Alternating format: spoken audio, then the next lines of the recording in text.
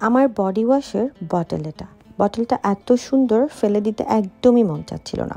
হঠাৎ আমার এই মানি প্ল্যান্টের গাছটা দেখে মনে হলো বটলটা এবার কাজে লাগানো যায়। আর শুকিয়ে যাবে যাবে ডালগুলোর নতুন একটা থাকার জায়গাও হবে।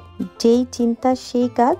আসলে কি, আমাদের কাছে এমন অনেক কিছুই থাকে যেগুলোকে আমরা আবর্জনা ভেবে ফেলে দেই, তাই না? কিন্তু একটু সময় নিয়ে সেগুলোকে সাজাতে পারলে কতই না সুন্দর লাগে। এবং আমি জানি এমন অনেকেই আছেন আমার মতো, যারা ফেলনা জিনিসগুলোকে নতুন রূপ দিতে পছন্দ করেন।